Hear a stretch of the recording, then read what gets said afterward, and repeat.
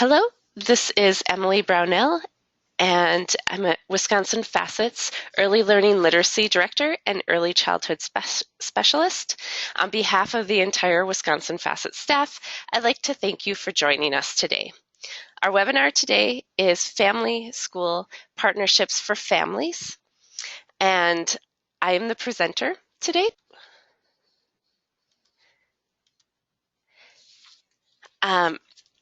I have been with Wisconsin Facets since 2011. I live in northern Wisconsin. I have two kids, a 6-year-old boy who's now in kindergarten and a 2-year-old girl. I was previously a teacher in Minnesota and Nevada before moving back to the Northwoods to raise my family.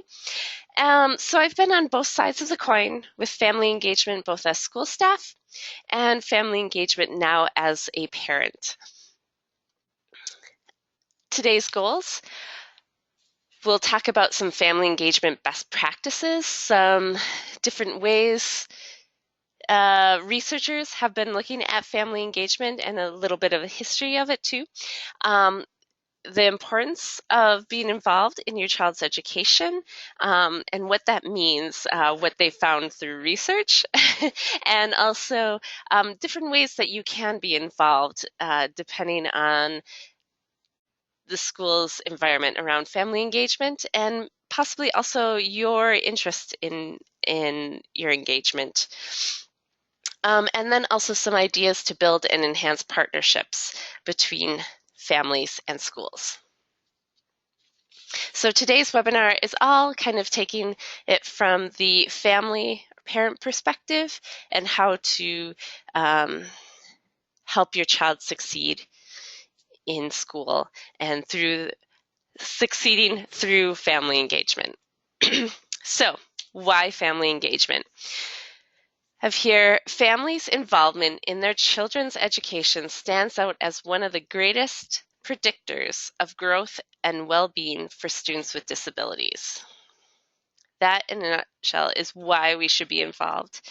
We want our children to grow up to be happy and healthy and to succeed. And however success is determined by your individual child and your family. But we want that growth and well-being. This is an interesting graph. It's so why families are so important in the equation. It's a matter of time based on one calendar year. And the first time I saw this, I was a little shocked. Like, whoa, what are you talking about? Like, I know in a day, don't spend 55% of the day away from school. But in a calendar year, that might be the case. And at the bottom, I have included, this is based on 6 hours of instruction, which is only 180 days per year, and 8 hours of sleep. So that's how we get that total. And as a parent, what does this mean to you? It's important that we're engaged, that there's a big chunk of time away from school, and to be helping our children succeed and grow and learn need to be a part of that. Before we get into too much of the best practices and ideas and everything, I want to just take a step back and reflect for a moment on thinking about back to your own personal experiences. So how involved were your parents in your education? What have you learned from your experiences as a parent or guardian? And what does the term family engagement mean to you? I think each of us have our own experiences growing up and being a parent and our own experiences with schools, that each one is different, and you kind of come into it with that history, which may affect the future. So for me, my dad was a teacher and my mom was a stay-at-home mom, and then she went back to school. So and I actually asked my mom about this because my dad was always there.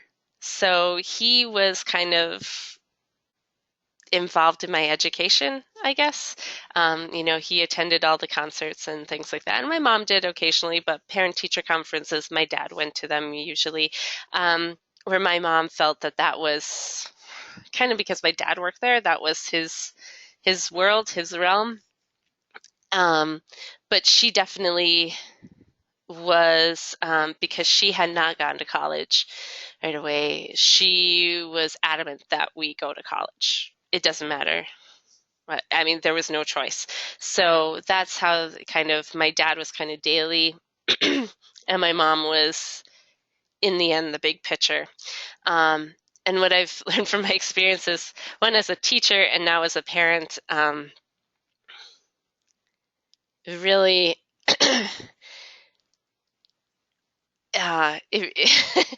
yes, even it really changes now that I have my own child, for one, and how much I wish I could go back and wish I would have been more engaged, I guess, with families when I was a teacher.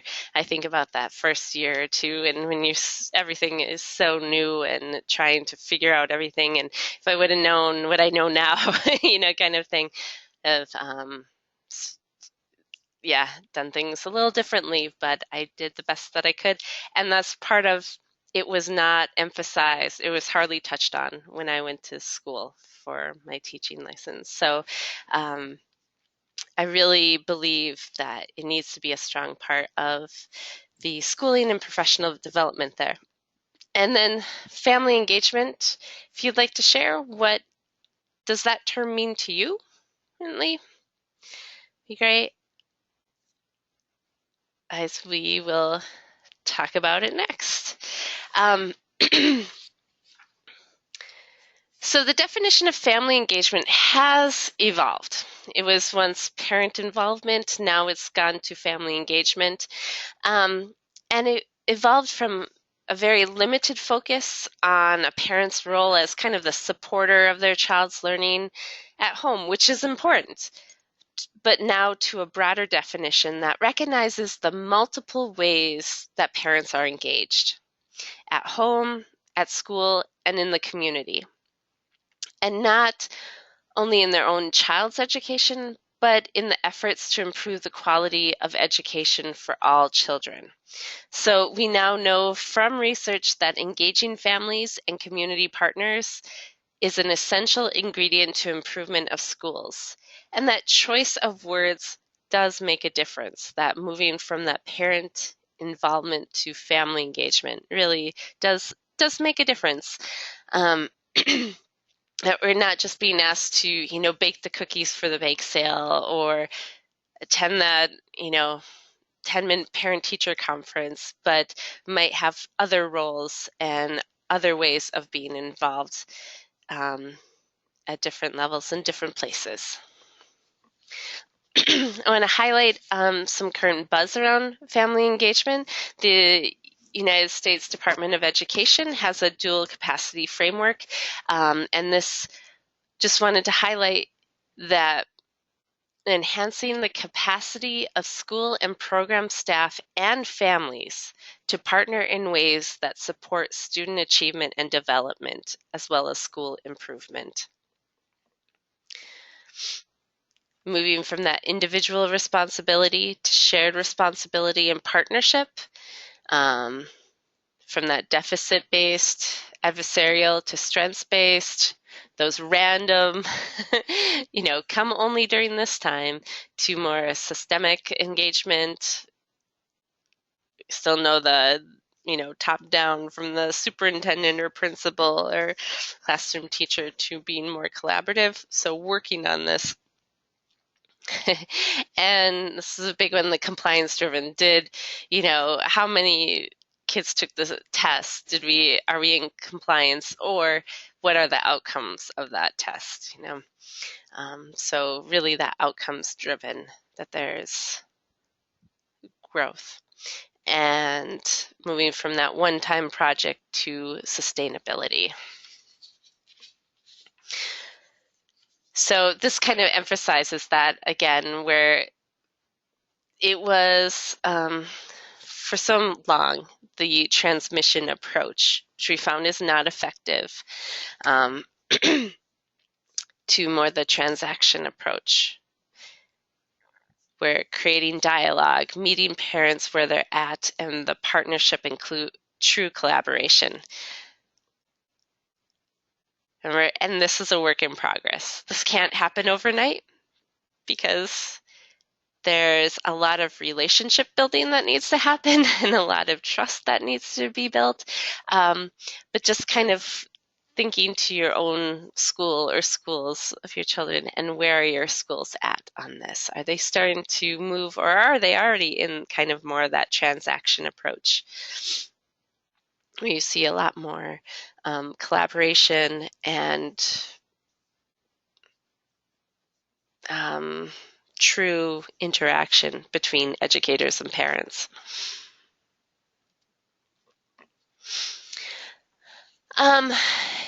This from Joyce Epstein and others from Johns Hopkins University. It's really kind of a start of family involvement, really kind of putting a initial framework. And when districts create written family engagement plans in Wisconsin, some of them, or most of them, still kind of go work towards this, start with this as a basis of Epstein's 6 types of family involvement. To show kind of there's more than one path to be engaged in the school community, and these 6 types broadly define where you can have an impact or the avenues you can take in student learning and in the school community. You have the parenting, communicating, volunteering, learning at home, part of decision making on committees or councils, and then also collaborating with the community. Fast forward a little bit, and we have Karen Mapp's research, and she talks about the joining process, which takes the steps of the welcome piece, where schools welcome you and you're developing the relationships, they're honoring you, the relationships deepen, and then connecting, linking families to student learning and sustain relationships. Karen Mapp's research, she researched on how and why parents are involved in their children's education. So she asked parents to identify what school staff actually did that created trusting and respectful relationships. Karen Mapp found that high-performing, low-income schools welcome, honor, and connect families with what's happening in class. And she calls it then the joining process, and found that it creates a school where everyone feels like members of a family. Parents respond by becoming loyal members of the school community and taking part eagerly in their children's education. They start calling it their school. They feel like it's part of the community and they are part of it.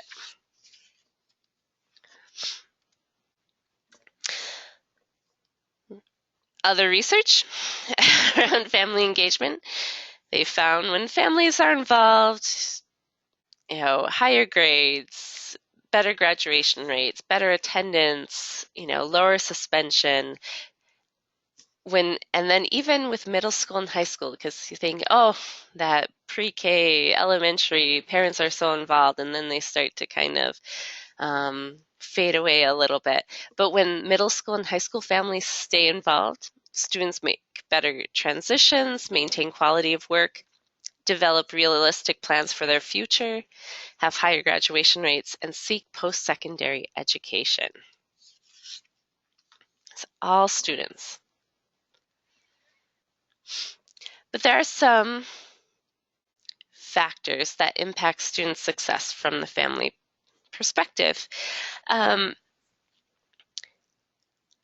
The most consistent predictor of a child's academic achievement and social adjustment is parent expectations. In other words, higher expectations equal higher academic achievement.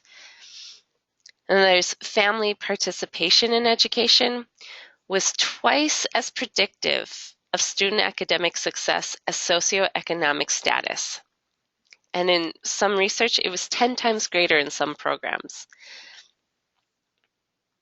That if families are involved, participate, that have greater student success. And then parents' perception that the school and their children want them to be involved is another factor.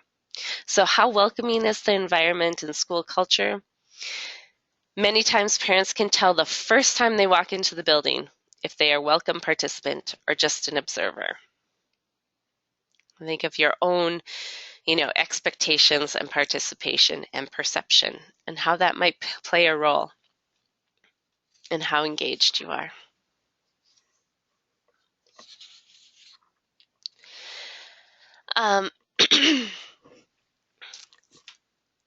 Of 3 questions all parents have, this came from, I was listening to NPR, and a veteran teacher had fabulous connection with her students.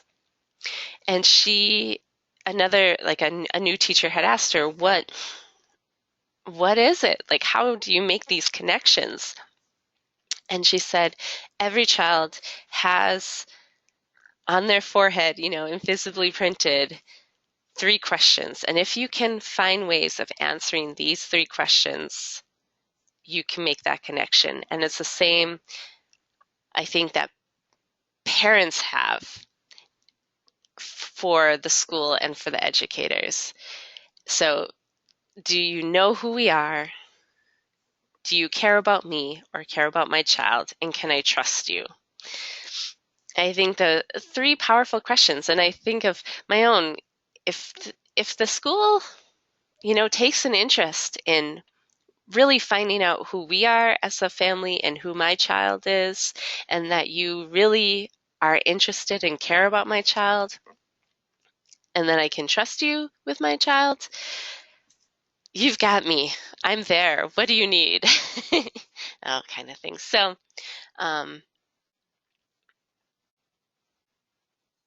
that, research has shown that families want respect and acceptance from professionals, and parents want professionals to see their children as individuals in the context of the family instead of just a student. So we want them to listen to us and acknowledge them as experts on our children.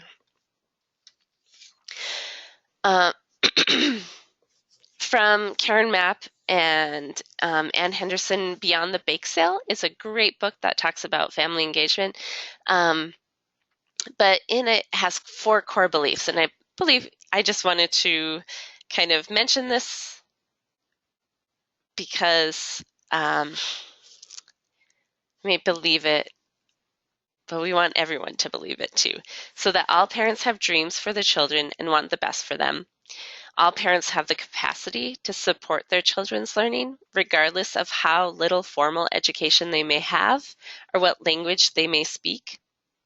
Parents and school staff should be equal partners, and the responsibility for building partnerships between school and home rests primarily with school staff, especially school leaders. And as I've heard it before, the school staff, administration, they hold the keys. We, as parents, sometimes we can, if they're not welcoming us, we can do our part at home and in the community, but then that school part is still tough, and that hinders that partnership, obviously. And sometimes it takes baby steps and those safe topics, and as I mentioned before, building those relationships and trust. From this, notice how similar they are on what families want from schools and what schools want from families.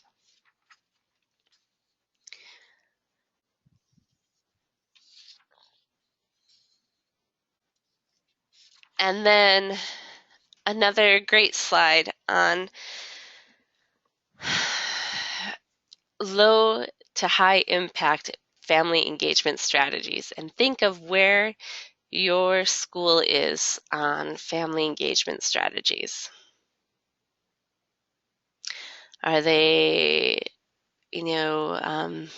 some lower impact, these fundraisers and celebrations might have, they have parent-teacher conferences, maybe back to school night, school newsletters, but then the higher impact, seeing this bubble right here. Are any of your schools in the positive phone calls home, able to do, observe the classroom, help on projects, home visits,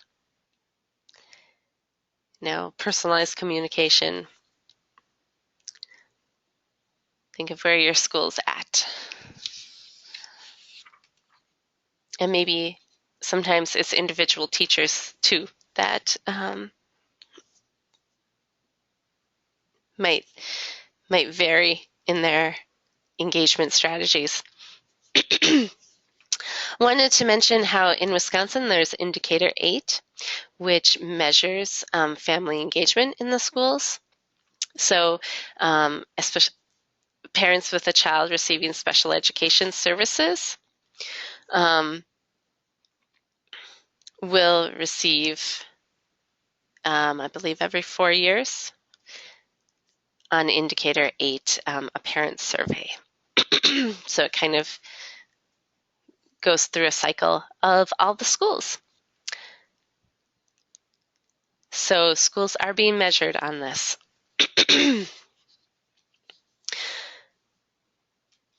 So thinking of your own family and the culture of your own family, think of what makes up who you are.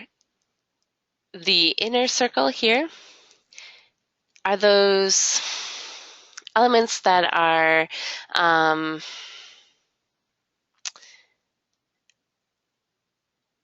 who you are, kind of that life-changing, they're kind of more the static elements of who you are. You might say you're 29, but you're really, 40. And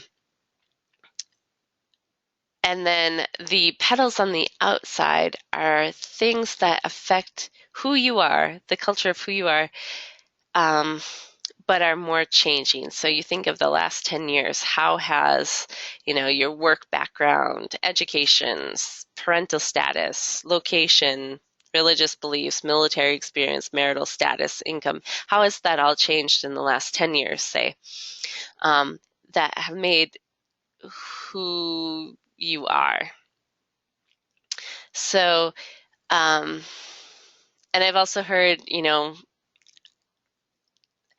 I'm white, middle class American. I don't have a culture, which is just, you do. Everyone does. And you think of the culture of your region in the country, culture of your state, culture in the region of the state that you're in, to your community, your neighborhood, to your house.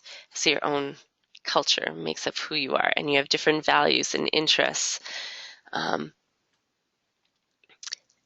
And here's a good quote, that every family functions as a home learning environment, regardless of its structure, economic level, ethnic or cultural background. Consequently, every family has the potential to support and improve the academic achievement of its children. So key to remember. And we all bring something to the table. It's also important as a family, as a parent, to reflect on just so mentioning about that culture of family again, your role in your children's education, like how you view that, your view on disability, your family roles and responsibilities at home, who makes the decisions in your family or how are decisions made, your religious beliefs and how that impacts, that plays into who your family is, your language, um, ability to access information, resources, and services, and then the additional stressors in life that kind of help develop who your family is. And that might be something that might be valuable to share, reflect on with classroom teacher if you have that relationship. Um, some of the aspects might be important to share so that they have a greater understanding of working with your child and working with you. Um,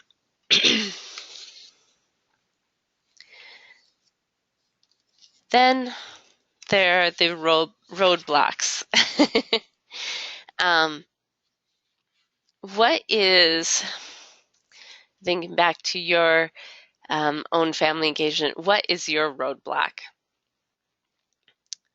to engaging? What makes it difficult to engage and what works? So time, working parents or parents with multiple children have many time constraints, so that's a roadblock. Parents may not feel that school and staff welcome them. Parents may not understand a school's expectation for their engagement or how to become engaged. They may feel like because they don't have as much education as the teacher, they don't have anything to contribute. And it's important to remember that parents may have reading or math challenges when being asked to help their child. Parents may not understand the system. Families may lack transportation or childcare for events, language barriers, the translating of materials or access to interpreters. Parents with disabilities themselves may encounter difficulties to attend school events. And then the struggles of low-income families to meet basic needs can overwhelm and take precedence over school engagement. There are other needs that come before engaging in the school sometimes. So, as a parent, you play a number of roles. Unless then you're a supporter, encourager, monitor, a model, an advocate, a decision maker, and a collaborator. So you're a lot of things as your job description as a parent.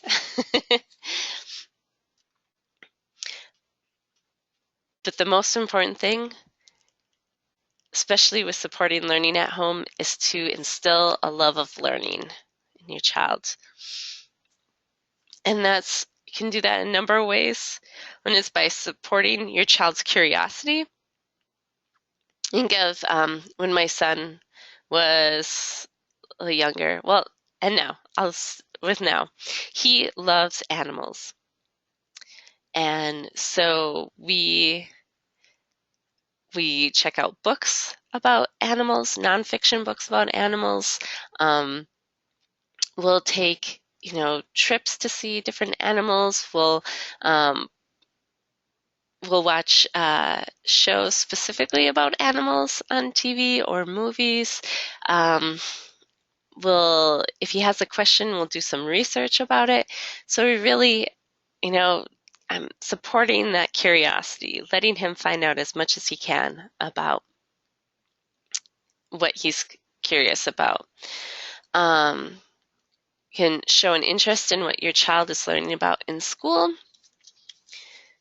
So asking those questions, and listening to what they have to say, maybe continuing the learning at home, helping with the homework, communicating with the teachers, modeling learning at home. So you can have them help you, make a meal, or, if you're good at fixing cars and involved with that, think of what are my own and your own passions and interests and get them involved in that.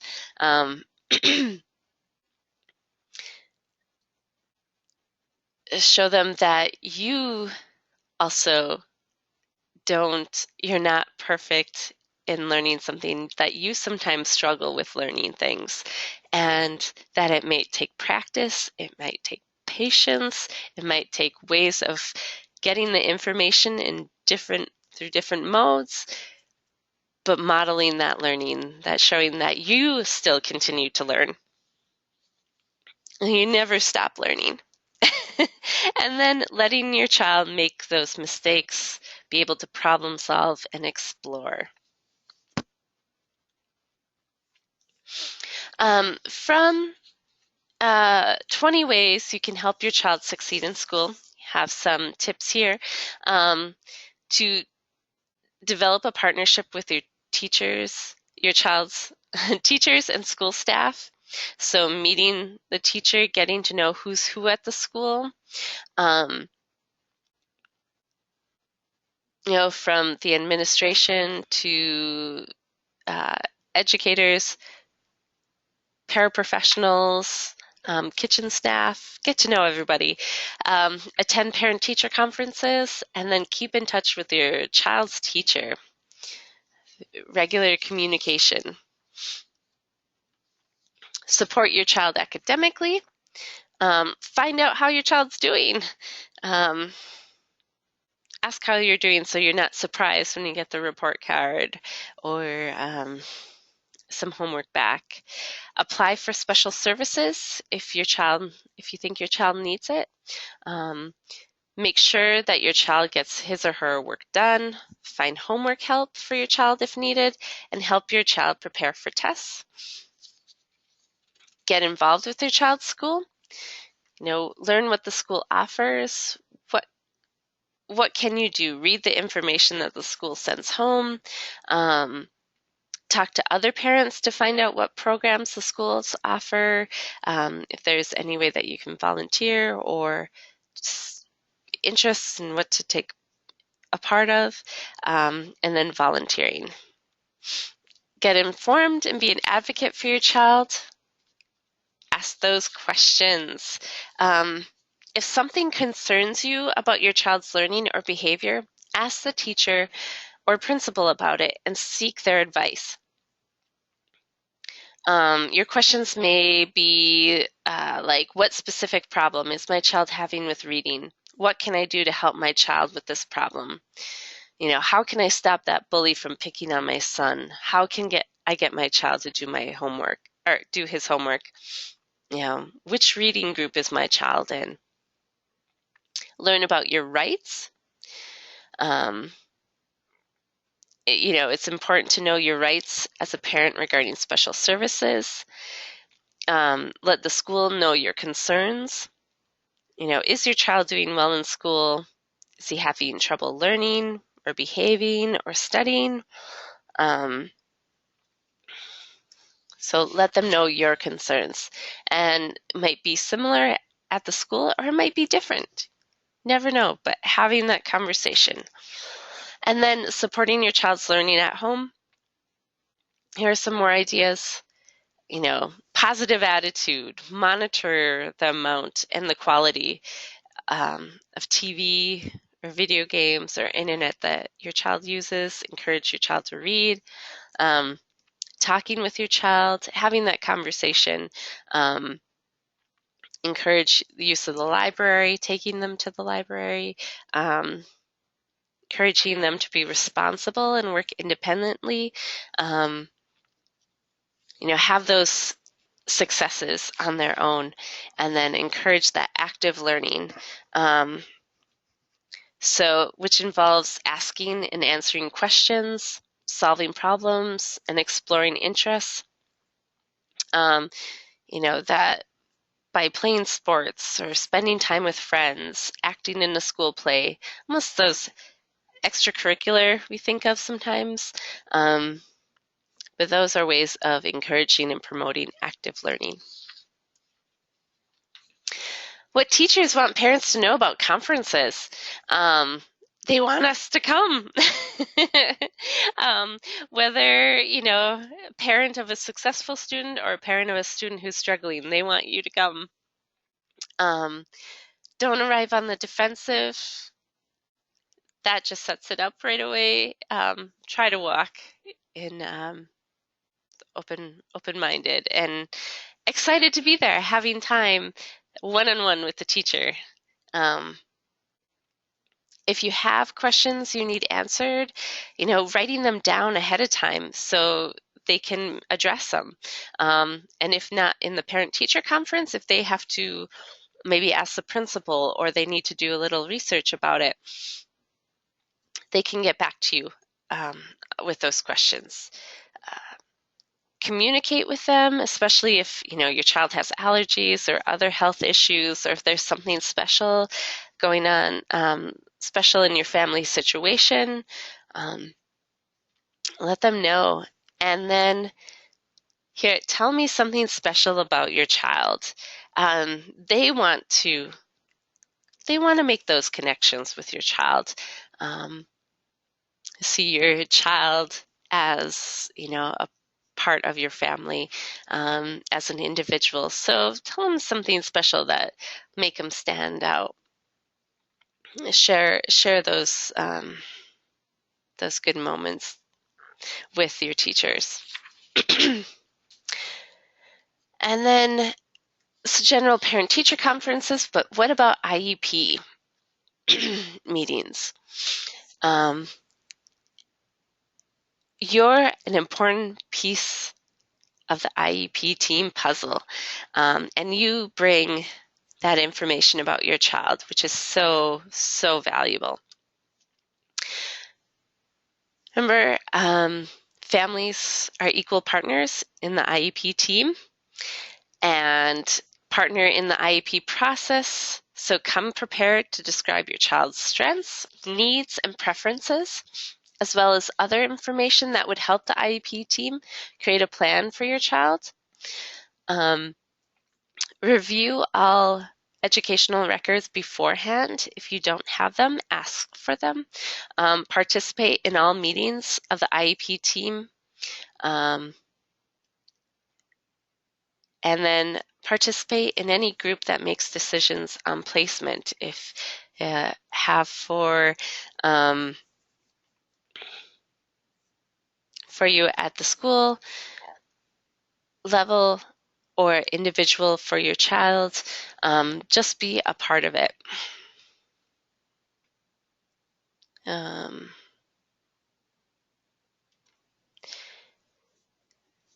Some additional advice from teachers that helps them kind of from the teacher perspective. What would they like us to know to help them and help your child in school every day? So remember, we're focused more on getting the success of the child. So set high expectations. Make sure your child is in school every day and on time. Work with your child's teachers and talk to them about goals and expectations. Talk to your child every day about what he or she is doing in school or what she is learning. Sometimes I know my son, when I pick him up first thing, how was your day? Fine. What did you learn? I don't know. Obviously not the best time to have that conversation, but it usually happens when we are getting supper ready or at the dinner table, where all of a sudden he starts bringing out things of what's happened during the day that he'd like to share. And I remember the days when I was in high school. I didn't want to talk to my parents about it, but I just kind of find different ways of asking instead of like, what did you learn? You know, tell me one thing that happened today, or what was the best part of your day? What one new thing did you find out about? Those are all different ways that you could approach it. Encourage your child to complete assignments, attend those parent-teacher conferences again, and then participate in different opportunities that are offered at the school. So these are some interesting questions. I wouldn't say always ask this exact question, but more find out the answers to these questions. Because I could see if I had a parent that came up to me and I was a teacher, said, well, is my child getting a great education? I'd say, well, yes, of course we have great. What are you talking about? But these are kind of the 5 areas of school performance, you might want to say, with quality, ready for success, safe and healthy, great teachers, and equity and fairness. So I'll kind of share some sub-questions here. Quality, that is my child getting a great education? So more asking the questions, how will you keep me informed about how my child is doing on a regular basis? How can we work together if my child falls behind? Is my child on grade level and on track to be ready for college and a career? How do I know? And, ready for success. Will my child be prepared to succeed in whatever comes next? Well, that's a little, but how will you measure my child's progress and ability in subjects, including reading, math, science, the arts, social and emotional development, and other activities? And how much time will my child spend preparing for and taking state and district tests? How will my child's teacher and I know how to use the results to help my child make progress? So are great questions to ask. And actually, all of these questions are on the handout parent checklist from the U.S. Department of Education, what parents can ask and do to help their children thrive at school. So these questions, as well as the sub-questions, can be found in the parent checklist handout.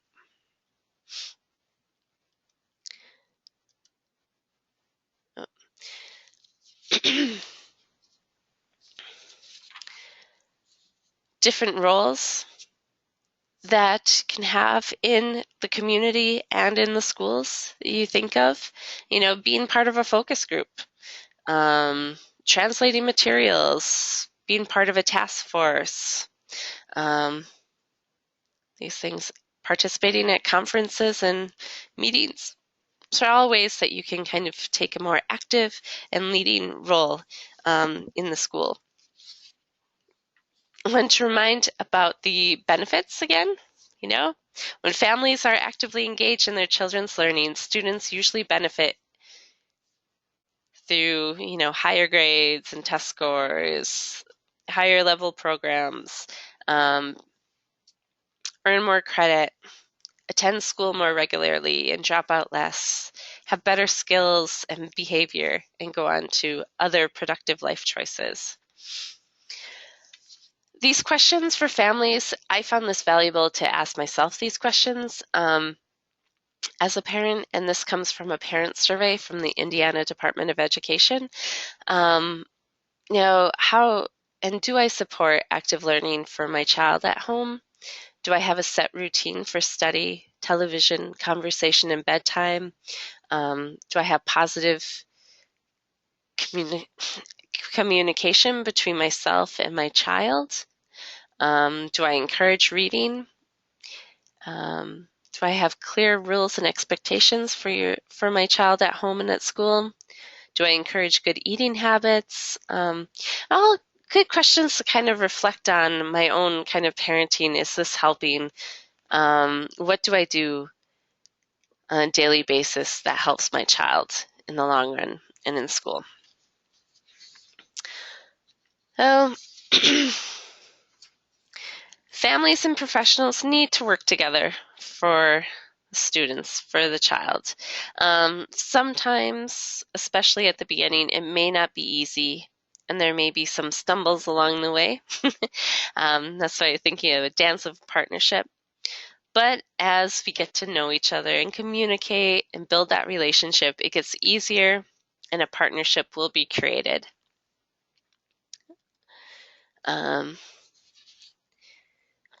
Summary: families impact the individual child's learning. We make a difference. True collaboration is a process. It takes time rather than a one-shot deal.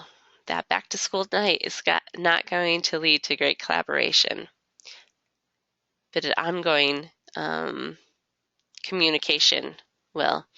And the outcome should be families that feel they are valued and an important part of their child's education. I play an important role in my child's education, and I feel like I am valued by in that role. So, leave you with some words from Joyce Epstein. The old way of thinking was that parent involvement was all about the parents, helping us to be better parents. No. It's about student success. We want the child to succeed, and we're a part of that, making that happen. Some state and national organizations that be helpful to share. Listed a number of them here. Websites also for more information. Some online resources about family engagement. And then contact information for Wisconsin Facets and WISPE. This presentation was created by Becky Brown and myself funded by the Department of Public Instruction State Personnel Development Grant. And so WISPE, which is the Wisconsin Statewide Parent Educator Initiative, and Wisconsin Facets, we partner on a number of things. At the local CISA level, you will find a WISPE coordinator, family engagement coordinator, that their focus is helping families with students with disabilities be engaged in the schools and helping administrators and educators build their skills for family engagement. And then Wisconsin Facets is a OSIP-funded parent center, statewide parent center that helps families with children with disabilities navigate the special ed system. So we help and support them. If you have any questions, feel free to write it on the chat box or raise your hand and do that. I just wanted to show what is often shared, which is great to use for IEP meetings, is a positive student profile to provide that snapshot of your child. So here's one that I know WISPE coordinators will share, and we share out, talking about, who is your child, what are their strengths, their successes, greatest challenge, what supports do they need, dreams for your child, and other helpful information. Similar to that is painting the big picture, which is another handout of yours. And this one adds an extra element to it. So, describe your child as a person and within your family, and then share any suggestions or insights that would assist someone in building a good relationship with your child. What are what skills, activities, situations is your child most successful with? And then are there any supports or strategies to help your child experience the most success? So here's a twist on the positive student profile, adding another element to it. But found this very helpful, and this is provided by the ECAC, which is the North Carolina Parent Center. Similar to Wisconsin's Facets, but in North Carolina. And then there is one of the other handouts is the student snapshot. This kind of describes what it's about, but the second page I thought was a great way of kind of helping educators and school staff know your child in specific situations. Like when you see X, it usually means that whatever, and you can help by X. So you have examples here. If I'm sitting near a window, I might be upset if I see dust particles in the sunshine. So it's best not to seat me near the windows, so that's a sensitivity to the environment. When you see me look pale or lay my head down on my desk, I might be experiencing low blood sugar. I need to see the nurse right away. So some great tips, kind of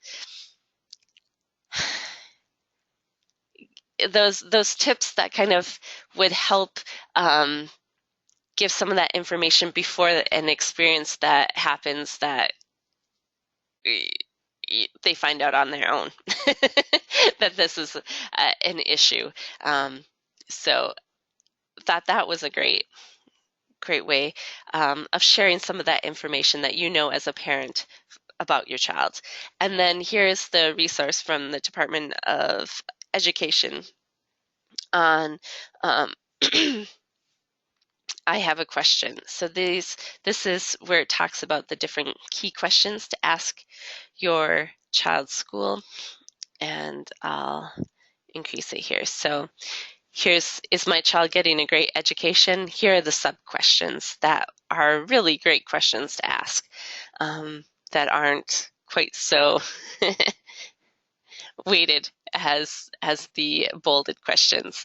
And then there's also other information and what to do next if your child's not getting educated according to the standards for his grade level, and advice from the teachers, which I had shared with you. So some great questions. And then those are the resources that I shared, and I hope it has a great day.